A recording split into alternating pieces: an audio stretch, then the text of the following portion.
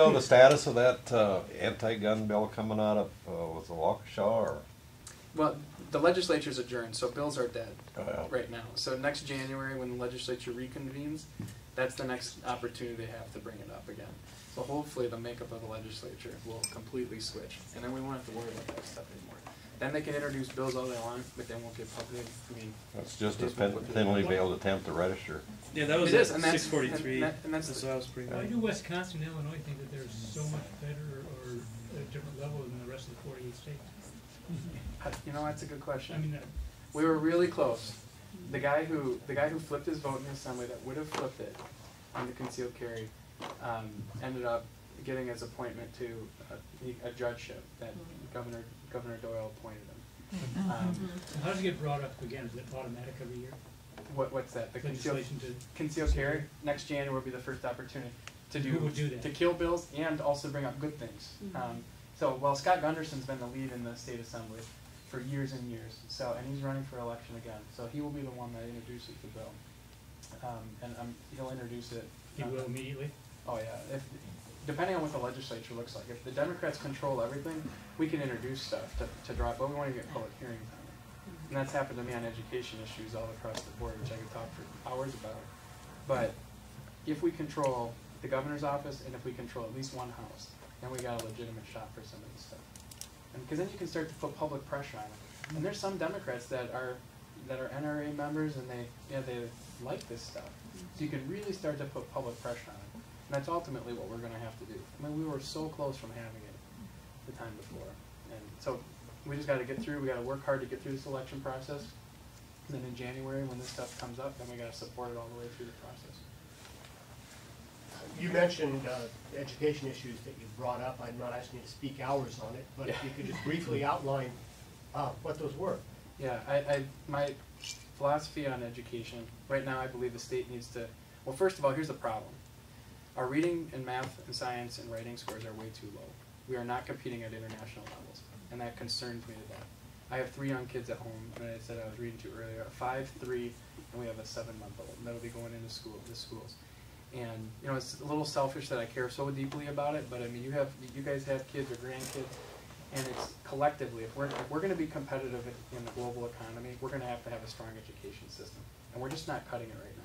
I mean, my mom teaches 3rd grade in Monroe. My brother is a high school principal in Green Bay Southwest, and I mean, so I come from a family of educators. But when I look at international benchmark exams, what the Congress looks at, and the fact is you have about 64%, I think it's about 64% of our 8th graders in Wisconsin are not proficient in reading. And it's in the 60s on math. I mean, it's horrifying to me. How are we going to compete?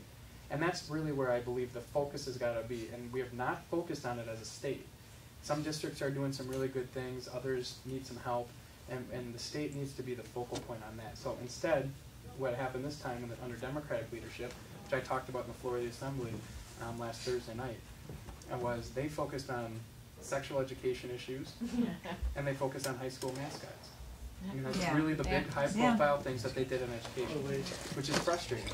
What I've been talking about is what I say is a sustainable school funding formula, sustainable school finance, which I can explain a little bit more. I've been talking about ways to reward our best schools and reward our best teachers through more bonus payments and kind of merit-based performance pay. I believe that we can modernize our assessment system and hold districts more accountable based on data, and modernize our assessment system is so antiquated. You guys would get frustrated. The more I learned about it, the more frustrated I got. Because we're spending millions of dollars on these systems that students don't even care about. And teachers are frustrated with it. Principals say these are worthless exams, we don't use them. And it just kills me. And it angered me, actually. And it's in federal law that they did that. So I've been pushing. I had introduced legislation this session. When I was the chair of the Assembly Education Committee, I had hearings on the assessment system, how we can modernize it.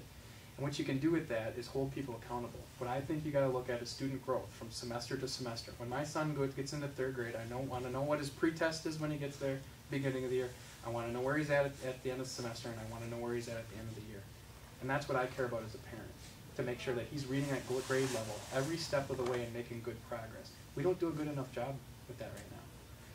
and I think you can start rewarding the schools that are doing the best job in their growth. Even in Milwaukee, you know how poorly some of those schools are doing? I believe that there are some success stories in Milwaukee right now that we really don't know about, but based on student growth.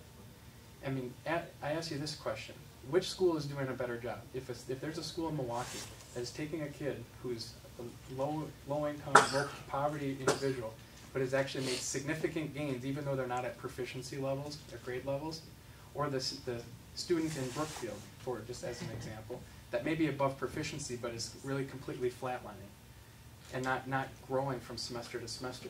You know, which student, which teacher, which school is doing a better job educating that kid? And in Wisconsin, you have to, I believe, you've got to focus that attention on that growth from semester to semester. So I believe that we can do that. And then the final thing is more choices and options for parents. I've fought really hard for virtual schools in Wisconsin to have a different form, utilize technology for kids that need it.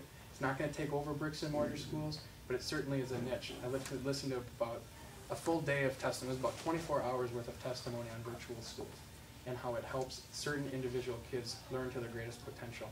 Our problem with our socialistic structure of our school right now is that we teach to the middle, and we don't do a good job of pushing kids that are on the that are average kids that can, if you can tailor and customize the curriculum, and they can really energize them. And if they learn a different style, I mean, they can really. I've seen examples where their learning just takes off. And Do you support vouchers for parents to opt out into private schools? I do support that. Have you introduced any legislation or tried to do that? I did this last session. I've always supported eliminating the cap on the choice schools, basically, in Milwaukee. The Milwaukee Parental Choice program is where that's the voucher school program in the school district of Milwaukee. I also supported extending that to all Milwaukee County and into Racine right now to make good successive steps.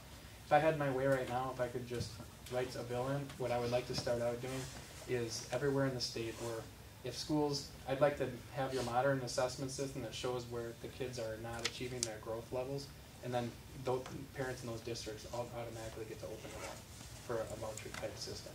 And to me, and you could say, well, let's just do it for everybody, which is the ultimate goal, but there are some issues as we go on to get there. But I definitely What are those issues? Primarily, the biggest issue that comes up is what the issue that you see in our open enrollment program right now. There are some small school districts in the state, small rural districts that are in declining enrollment, and in under our open enrollment structure, those kids are. I have about 3 or 4 of them right now. That was just in the newspaper. 3 or 4 of those schools. There's more kids leaving those schools that are coming in. Now, those schools arguably still have kids that want to go there, and still have the right to be educated by the state and the local school district. So you still have to keep those lights on. And at some point in time, if too many kids leave immediately in that structure, then you run into a situation where how do you physically pay those bills to keep that school open for that time period? So there was a joint legislative council study committee done on open enrollment a long time ago that tried to find a proper balance of payment back and forth and kind of eased it in. You'd have to do the same type of thing with virtual schools in order to make that happen, because you'd have a lot more kids moving around, and so you'd have to. I mean, in theory, I like it a lot, and I support it. Practically, you have to make sure you're working the bugs out of the system. Could I ask one more? I don't want to dominate, but I just one more question to kind of follow up. Obviously, you feel that you believe that it's a legitimate role of the state government to provide free education to the citizens of the state. And you support that. Yeah. What are the other roles that you believe are legitimate roles of the state government? In other words, what else should they be providing to me and every other citizen of the state? I think local units of government is, I believe, better suited for local infrastructure. But we have our state highway system, ultimately, that we have to maintain. So it's mainly infrastructure and public safety are the main roles. Now, you have county sheriffs. I would support collecting money to even it out across the state like we do, to make sure our county sheriffs have more the ability to keep people safe and within our counties, rather than having all that. Now, I think there's a mission creep on the state patrol right now, as an example. And when I talk to my county sheriffs, the state patrol, they feel like they want to do everything. And then now there's going to be a duplication of services going on that doesn't need to happen. But I think locally the counties can keep our streets and people safe. So I think the role of the state education, it's in our state's constitution that we have to provide, I think it's free and as equal of an education as possible. Equity is always the buzzword, the term that's used. And I do believe that it should be a responsibility of the state for that. But I do believe that the decisions on the curriculum, et cetera, have to be made at the local level. So the responsibility of the state is more of helping out with funding overall. And I do believe that. But infrastructure, I think, is infrastructure and safety are the other two major issues that the state should be helping out with.